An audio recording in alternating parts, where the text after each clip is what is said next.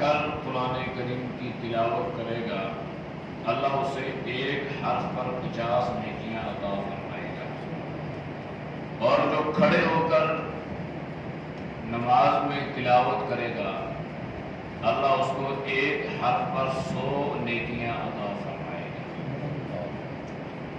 اس 100 کو آپ 70 کے ساتھ ضرب دیں، کیونکہ رمضان میں ہر نیکی کا اجر اللہ 70 گنا بڑھا دیتے ہیں۔ اس کا مطلب یہ ہوا کہ 700 مرتبہ اللہ ایک ہر پر اللہ انسان کو اجر عطا فرماتے ہیں۔ تو جو نماز میں قرآن کریم سنتا ہے نا اللہ اسے بھی اتنی نیکیاں عطا فرماتے ہیں۔ یہ بڑی عظمت اور بڑی سعادت کی بات ہوتی ہے، اس پر انسان کو اللہ کا شکر ادا کرنا چاہیے، اور اللہ سے انسان اپنی زندگی اور عافیت کی دعا کرے، اور اللہ سے یہ توفیق مانگتا رہے کہ اللہ مرتے دم تک انسان کو دین کے ساتھ وابستہ رکھے۔ بہت ساری اموات انسان کو دیکھنے میں ملتی ہیں۔ میرے والد صاحب رحمۃ اللہ علیہ ہمیشہ یہ دعا فرمایا کرتے تھے۔ ہمارے پرانے جو بزرگ نمازی یہاں جو ان کو جانتے تھے ان کی گفتگو تو ہمیشہ ان کے یہ الفاظ ہوتے تھے کہ اللہ دین کی بات کرتے کرتے دنیا سے اٹھا لے، یعنی جب ہم دنیا سے رخصت ہوں تو ہماری زبان پر سوائے اللہ کی بات کی کسی اور کی بات نہ ہو۔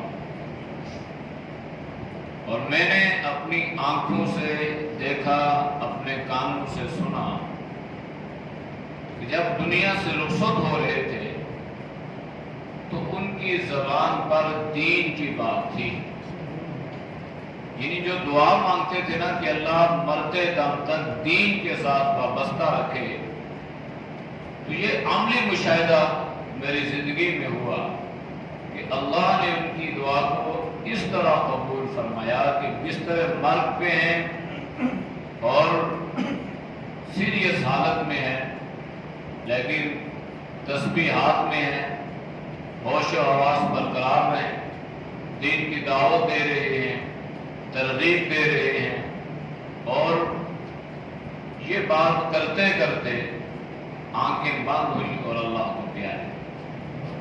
اس لیے اصل چیز یہی ہے کہ انسان کامیابی یہی ہے، لا یستوی اصحاب النار و اصحاب الجنہ، اصحاب الجنت هم الفائزون، کہ جنتی اور جہنمی برابر نہیں ہے۔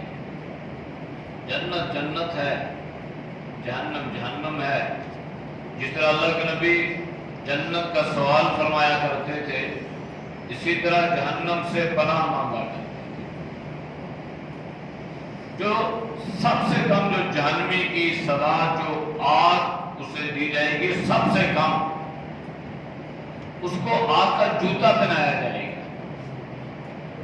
اور اس آگ کے جوتے سے اس کا سر یوں کھولے گا جیسے ہڈیا کی آواز ہوتی ہے۔ اللہ کے نبی نے فرمایا کہ یہ سب سے کم اس کی سزا ہے۔ تو سب سے کم والے کی یہ سزا ہے، تو جس کو زیادہ دی جائے گی اس کی کیا ہو؟ اس لیے اللہ کے نبی پناہ مانگتے تھے، اور جنت کا سوال فرمایا کرتے تھے کہ جنت جو ہے رضوان من اللہ اکبر ذالک هو الفوز العظیم۔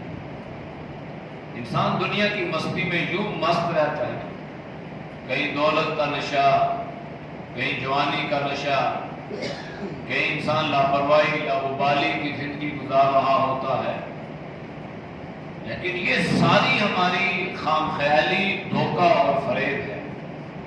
وَمَا هَٰذِهِ الْحَيَاةُ الدُّنْيَا، قرآن میں اللہ نے مختلف جگہوں پہ اس کا ذکر فرمایا کہ یہ جو دنیا کی زندگی ہے یہ لاہ و لہاب، کھیل تماشا، اس کے سوا کچھ بھی نہیں۔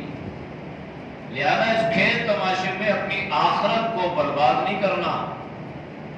وہ بڑی، اگر اللہ جنت عطا فرما دے تو بڑی خوبصورت جگہ ہے، اور اگر خدا نہ خواستہ جہنم مل جائے تو اللہ قرآن میں فرما رہا ہے وَبِئْسَ الْمَصِيرُ، بہت بری جگہ ہے. اللہ نے قرآن میں جنت جہنم کے مناظر بیان فرمائے. یہ میرے سامنے سورہ حاقہ بھی ہے، سورہ معارج بھی ہے، سورۃ الجن بھی ہے، سورۃ المزمل، سورۃ المدثر. یہ وہ مکی صورتیں ہیں جس میں آخرت کا ذکر، جنت کا ذکر، جہنم کا ذکر، یہ سارا اللہ نے اس میں ہولناک انداز میں بیان فرمایا ہے. ایک سورت ہے یہ سورۃ الحاقہ، جس میں اللہ نے اسی کا ذکر بڑے عجیب پیرائے میں بیان فرمایا ہے. فَأَمَّا مَنْ أُوتِيَ كِتَابَهُ بِيَمِينِهِ فَيَقُولُ هَاؤُمُ اقْرَءُوا كِتَابِيَهْ إِنِّي ظَنَنتُ أَنِّي مُلَاقٍ حِسَابِيَهْ فَهُوَ فِي عِيشَةٍ رَاضِيَةٍ فِي جَنَّةٍ عَالِيَةٍ قُطُوفُهَا. یہ اللہ نے پوری تفصیل بیان فرمائی. اس کا خلاصہ یہ ہے کہ اللہ ان لوگوں کو جو دنیا میں اللہ کی مان کر چلتے تھے نا، نامہ اعمال بیمینی، دائیں ہاتھ میں نصیب فرمائے گا. جب نامہ اعمال دائیں ہاتھ میں ملے گا تو اللہ اسے فرمائے گا پڑھو، اقرا، پڑھے گا اپنی کتاب. تو کہے گا ہاں مجھے اس بات کا یقین تھا کہ میری رب سے میری ملاقات یقینی ہے. یعنی مجھے اس بات کا یقین تھا کہ میں اپنے رب سے ملنے والا ہوں. لہذا اللہ نے فرمایا فَهُوَ فِي عِيشَةٍ رَاضِيَةٍ، اللہ اس کو ایسی زندگی عیش و عیشت والی عطا فرمائے گا کہ اپنی اس زندگی پر یہ راضی ہو جائے گا. کتنے خوش نصیب بات. اللہ نے جنت کو بے شمار نعمتیں عطا فرماتے ہیں، اور ہر نعمت کے بعد اللہ انسان سے پوچھے گا کوئی اور کوئی اور کوئی اور. تو ہر نعمت پہ اہل جنت اللہ کے سامنے یہ کہیں گے کہ یا اللہ اور مل گئی. بلکہ حدیث قدسی میں اللہ کے نبی نے فرمایا کہ وہ اللہ کے سامنے عرض کریں گے اے اللہ تو نے ایسی نعمتیں عطا فرما دی ہیں ما لا عین رأت ولا اذن سمعت ولا خطر علی قلب بشر. یا اللہ ایسی نعمتیں جنت میں ملی ہیں کسی آنکھ نے دیکھا نہیں، کان نے سنا نہیں، دیکھتی اور سنتی کیا دل و دماغ پر ان نعمتوں کا کھٹکا تک نہیں گزرا، خیال تک اللہ ایسی نعمتیں. تو اللہ پھر انہیں نعمتیں عطا فرمائے گا.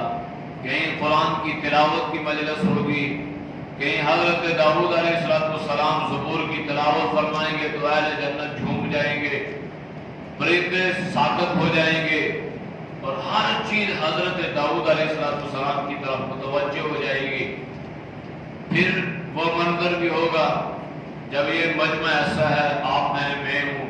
پھر ایک مجمع ایسا بھی ہوگا کہ ہمارے ساتھ اولیاء اللہ بھی ہوں گے، صحابہ بھی ہوں گے، بڑی بڑی ہستیاں ہوں گی، اور سامنے اللہ کے نبی بیٹھ کے سورۃ الرحمن کی تلاوت فرما رہے ہوں گے، اور اہل جنت دیدار کر رہے ہوں گے، اور نبی علیہ السلام کی تلاوت، قرآن کی تلاوت کو سماعت فرما رہے ہوں گے. کیسا پرکیف پر لطف وہ منظر ہوگا کہ انسان اس کو بیان نہیں کر سکتا. پھر وہ کیسا منظر ہوگا جب اللہ خود جس کا کلام ہے، جس نے ہزاروں سال پہلے قرآن کی تلاوت، سورہ رحمان کی تلاوت فرمائی تھی، تو عرش کے جو مقربین فرشتے تھے یہ جھوم گئے تھے، اور انہوں نے تمنا کی تھی کہ اللہ کتنے خوش نصیب ہوں گے وہ لوگ جو اس قرآن کی تلاوت کریں گے، اس کو سنیں گے، اس کو سینے میں محفوظ کریں گے. پھر کیسا وہ پرکیف منظر ہوگا، خوبصورت منظر ہوگا جب اللہ انسان کو جنت میں اپنا دیدار کروائے گا. اور اہل جنت ایسے جب اللہ کا دیدار کرے گی نا، ایسے نظریں بن جائیں گی کہ وہ جیسے ہم دنیا میں کسی کو دیکھتے ہیں تو نظریں جھپکاتے ہیں اوپر نیچے، ایسا نہیں ہوگا. ایسے ٹکٹکی باندھ کے اہل جنت اللہ کا دیدار کریں گے. اور عرصہ کتنا گزر جائے گا؟ ایک روایت میں آتا ہے 40 سال اور ایک روایت میں آتا ہے 70 سال. وہ اللہ کا دیدار کریں گے. 40 سال یا 70 سال کا عرصہ گزر گیا. پھر جب اللہ کا دیدار کے سامنے پردے آنا شروع ہو جائیں گے تو اللہ ابھی تو دیکھنا شروع کیا تھا، ابھی ختم. تو اللہ فرمائے گا جنتیو ابھی نہیں، 40 سال کا عرصہ ہو گیا ہے، مجھے ٹکٹکی باندھ کے دیکھ رہی ہے. وہ اللہ کا دیدار ہوگا. کیسی اللہ کی تجلیات، اللہ کا نور، وہ اللہ نصیب فرمائے گا جن کو اللہ نامہ اعمال کا ہاتھ میں نصیب فرمائے گا. پھر اس کے بعد ایک اور منظر آئے گا. اللہ پوچھے گا بھائی میرا دیدار بھی ہو گیا، قرآن کی تلاوت بھی سن لی، جنتیوں والا علیین مقام تک پہنچ چکے ہو، اب کسی چیز کی ضرورت ہے؟ اب کوئی اور؟ دنیا میں تو انسان حریص ہے نا، اسے جتنا ملے تھوڑا ہے، وہ اس پہ راضی نہیں ہے. وہ کہتا نہیں اتنا اور مل جائے، اتنا مل گیا تو کہتا نہیں اتنا اور مل جائے.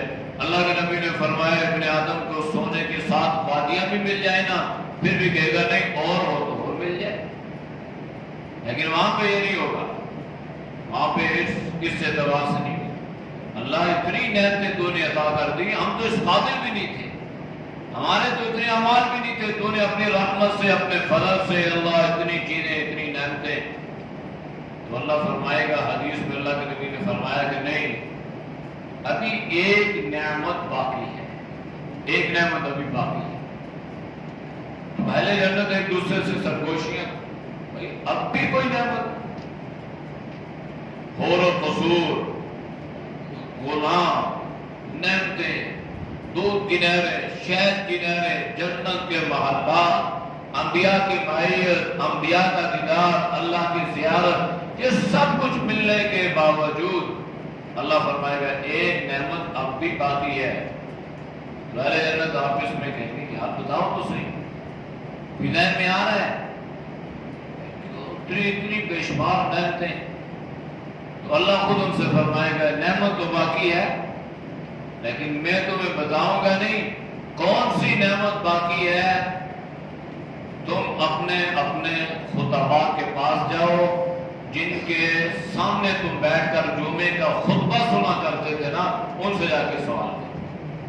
اس لیے علماء نے لکھا ہے یہ جو خطبہ ہے جمعے کا، عیدین کا، یہ اصل میں اس منظر اور اس یاد کو تازہ کرنا ہے کہ اللہ خطیب اور پوری کائنات سامعین، اللہ خطبہ دے رہا ہے، اللہ وقت، اللہ جو ہے وہ اپنا دیدار کروا رہا ہے، اللہ قرآن کی تلاوت کر رہا ہے. تو اللہ ان سے فرمائے گا نہیں جاؤ پوچھو اپنے اپنے علماء سے. یہ بھی ایک علماء کی عظمت ہے نا. بچہ پیدا ہو، کان میں اذان دینی ہے تو لوگ کوشش کرتے ہیں بھائی اس بچے کی کان میں جو آواز پڑے نا کسی ایسے آدمی کی پڑے جو فطرتاً نیک ہو، خصلت والا ہو، اچھا ہو. تو علماء جو ہوتے ہیں نا، بڑی عجیب بات ہوتی ہے. آپ کو عجیب بات بتاؤں میں، اس دن بھی ذکر کیا تھا کہ اکثر علماء اپنی باتیں اس لیے نہیں بتاتے کہ لوگوں کے ذہن میں یہ چیز آتی ہے کہ شاید یہ اپنی بات کر رہے ہیں.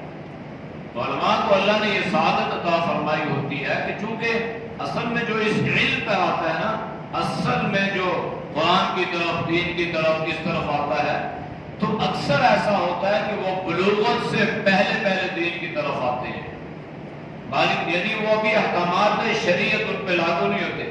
12-13 سال کا بچہ جب حفظ میں ڈال جاتا ہے وہ پھر حفظ کر لیتا ہے، پھر وہ قاری بنتا ہے، پھر وہ عالم بنتا ہے، پھر تو وہ شریعت کا مکلف ہونے سے پہلے وہ نماز کی پابندی کر رہا ہے، وہ قرآن کی تلاوت کر رہا ہے. جتنے حافظ بچے مدرسوں میں پڑھتے ہیں اللہ کے فضل سے ان کی تہجد کی نماز بھی شاید کسی کی قضا ہوتی ہو، ورنہ مدارس میں تہجد کا اہتمام بھی ہوتا ہے. 10-12 سال کا بچہ وہ تہجد کی نماز پڑھ رہا ہے. تو اس لیے اللہ نے ان کو یہ سعادتیں عطا فرمائی ہیں کہ ان کو اللہ نے بڑا پاک صاف ستھرا بنایا ہے کہ بلوغت سے پہلے اللہ اپنے نیک کام پہ لگا دیا اور گناہوں سے اللہ نے ان کو بچا لیا، اللہ ہی بچانے والا ہے۔ تو اس لیے تمہارا یہ ایک عظمت ہے علماء کی کہ انسان کوشش کرتا ہے کہ بھائی کان میں اذان علماء، جنازہ علماء، نکاح علماء، تو اللہ ان سے فرمائے گا کہ دنیا میں تم ان سے محبت کرتے تھے، ان کے خطبے سنتے تھے، لہذا آج بھی جاؤ علماء سے پوچھو، تو یہ اہل جنت اپنے اپنے علماء کے پاس جائیں گے، اپنے خطباء کے پاس جائیں گے، جا کے پوچھیں گے کہ اللہ نے ہم سے پوچھا ہے، اللہ فرما رہا ہے کہ اتنی نعمتیں، تو ہم نے تو کہہ دیا کوئی نعمت نہیں ہے، ساری نعمتیں ہمیں مل گئی، اس سے اوپر کون سی نعمت ہوگی؟ تو وہ علماء اہل جنت کو بتائیں گے کہ ہاں ابھی ایک نعمت باقی ہے، اور وہ نعمت کیا ہے کہ اللہ کی طرف سے یہ اعلان ہوگا، اے اہل جنت میں آپ سے راضی ہو گیا، آج کے بعد کبھی آپ سے ناراض نہیں ہوگا۔ سبحان اللہ۔ اس کو کہتے ہیں رضا، اور قرآن میں اللہ نے اس کا ذکر فرمایا وَرِضْوَانٌ مِّنَ اللَّهِ اکبر، اصل اللہ کی رضا یہ بڑی کامیابی ہے۔ تو اس لیے اگر جنت نامہ اعمال دائیں ہاتھ میں ملا ہے تو یہ جنت اور یہ جنت کے سارے مراحل، اور اگر خدا نہ خواستہ وَأَمَّا مَنْ أُوتِيَ كِتَابَهُ بِالشِّمَالِ، یہاں تو اللہ نے صرف شمال کا ذکر فرمایا نا، بائیں ہاتھ میں نامہ اعمال اللہ دے گا، ایسے پکڑایا جائے گا۔ اچھا دوسری جگہ وَأَمَّا مَنْ أُوتِيَ كِتَابَهُ وَرَاءَ ظَهْرِهِ فَسَوْفَ يَدْعُو ثُبُورًا وَيَصْلَىٰ سَعِيرًا، دوسری جگہ اللہ نے فرمایا کہ نامہ اعمال جس کے بائیں ہاتھ میں دیا جائے گا تو اس کو بائیں ہاتھ میں سامنے سے نہیں دیا جائے گا، جیسے نامہ اعمال دائیں ہاتھ میں ایسے سامنے سے اللہ دے گا، ایسے نہیں، وہ وراء ظہری، پیچھے سے۔ اور علماء نے لکھا اللہ کے نبی نے فرمایا کہ ایسے ہوگا جیسا یہ انسان اپنے پیٹ سے اپنا ہاتھ پیچھے کرے گا اور یوں اس کو پیچھے سے وہ نامہ اعمال اس کا پکڑایا ہے۔ یہ کام صدا ہوگی، یہ کام ذلت ہوگی، اولین اور آخرین کے سامنے آج ایک آدمی ذلیل ہو رہا ہے، رسوا ہو رہا ہے، اس کی ناکامی کا اعلان ہو رہا ہے، اس پر دوزخ میں جانے کی مہر لگ چکی ہے، وہ ناکام ہو گیا، ہمیشہ ہمیشہ کی ناکامی۔ یہ دنیا کی ناکامیاں بھی عارضی ہیں، عزت بھی عارضی، ذلت بھی عارضی، یہ دنیا عارضی ہے، اس میں ملنے والی ساری چیزیں عارضی ہیں۔ آخرت چونکہ دائمی ہے تو وہاں پہ جو ٹھپا لگ جائے گا وہ ہمیشہ کا ہوگا، عزت کا ہے تو ہمیشہ کا، ذلت کا ہے تو ہمیشہ کا۔ تو اللہ نے فرمایا کہ اگر خدا نہ خواستہ یہ صورتحال پیش آ گئی اور نامہ اعمال یوں دے دیا گیا تو انسان کیا کہے گا؟ یا لیتہا کانت القاضیہ ما اغنی عنی مالیہ ہلک عنی سلطانیہ۔ اللہ نے وہ پورا مطلب بیان فرمایا، انسان کہے گا آج تو کوئی چیز بھی میرے کام نہ آئی، دنیا کی دوستیاں جواب دے گئی، رشتے سارے ختم، کوئی ماں، کوئی باپ، کوئی بیٹا، کوئی بیٹی، کوئی بیوی، کوئی اولاد، کوئی بھی انسان کا ساتھ دینے کے لیے تیار نہیں ہے۔ یہ دنیا کا مال اور دولت جمع کرتے کرتے کرتے کرتے انسان وہ پہنچ گیا تو کہہ رہا ہے کہ ما اغنی عنی مالیہ، کوئی چیز کام نہ آئی، کوئی مال مجھے اللہ کی پکڑ سے، اللہ کے عذاب سے نہ بچا سکا۔ تو پھر اللہ کی طرف سے اعلان ہوگا خذوہ، اس کو پکڑ لو، فغلوہ، اس کو جھکڑ دو، ثم الجحیم صلو، پھر اس کو جہنم میں ڈال دو، 70 ذراعا فاسلکوہ۔ پھر اللہ اس کی کیسی تفصیل اللہ نے بیان فرمائی ہے، پھر اس کو اٹھا کر کے جہنم میں پھینک دیا جائے گا زنجیروں میں جکڑ کے۔ اس کی تفصیلات قرآن اور حدیث میں اللہ کے نبی نے بیان فرمائی۔ اس لیے انسان کوشش یہ کرے کہ مجھے نامہ اعمال دائیں ہاتھ میں ملے، کامیاب ہو، اصل کامیابی ہے۔ تو میں نے جو آیت پڑھی تھی سب سے پہلے لا یستوی اصحاب النار و اصحاب الجنہ، اہل جنت اور اہل جہنم برابر نہیں ہے۔ اصحاب الجنت هم الفائزون، جنت والے کامیاب ہیں، جہنم والے ناکام ہیں۔ اب ہر انسان اپنے لیے کامیابی کو پسند کرتا ہے، دنیاوی ہو یا دینی ہو، اخروی طور پہ ہو یا دنیاوی طور پہ۔ ہم سمجھتے ہیں کہ ہمارے اعتبار سے کامیاب ہے، ٹھیک ہے، بالکل اچھی بات ہے، آپ ہر اعتبار سے کامیاب ہوں اور اللہ سب کو کامیابی سے امکنار ہو۔ آپ کاروباری بن جائیں تو اللہ آپ کو کامیاب کرے، آپ انجینئر بنے تو اللہ کامیاب کرے، آپ ڈاکٹر بنے تو اللہ، آپ کسی فیلڈ میں کسی میدان میں بھی جائیں اللہ کامیاب کرے۔ منع نہیں ہے، دعا کرنی چاہیے اللہ سے، اللہ کے خزانے بڑے وسیع ہیں، مانگنے کی دیر ہے، اللہ کے خزانوں میں دینے کی دیر نہیں ہے، بلکہ اللہ سے کوئی مانگے تو اللہ اس پر خوش ہوتا ہے، نہ مانگے تو اللہ ناراض ہوتا ہے۔ ہماری طرح نہیں ہے کہ کوئی مانگ لے تو ناراض ہو جاتے ہیں، منہ بن جاتے ہیں، نہیں، اللہ سے مانگو گے تو اللہ راضی رہے گا، اللہ خوش رہے گا، نہیں مانگیں گے تو اللہ ناراض ہو جائے گا۔ تو یہ اصل چیز ہے کہ ہم نے دنیا میں ایسے عمال کرنے ہیں کہ ہم نے اپنے اللہ کو راضی کرنا ہے، اصل کامیابی یہ ہے۔ تو اللہ نے قرآن میں ذکر فرمایا اولئک اصحاب الجنہ هم الفائزون، اگر نامہ اعمال دائیں ہاتھ میں مل گیا تو کامیابی ہے، اگر نامہ اعمال دائیں ہاتھ میں نہ ملا تو ہمیشہ کی ذلت و رسوائی ہے۔ اس لیے ہر مسلمان اپنے آپ کو دنیاوی اور اخروی طور پہ کامیابی سے ہمکنار کرنے کے لیے، کامیابی کے حصول کے لیے ایسے عمل کی ضرورت ہے جس عمل کو کر کے کامیاب بھی ہو جائیں، اللہ راضی بھی ہو جائے۔ اللہ ہم سب کو اس پر عمل کی توفیق دے۔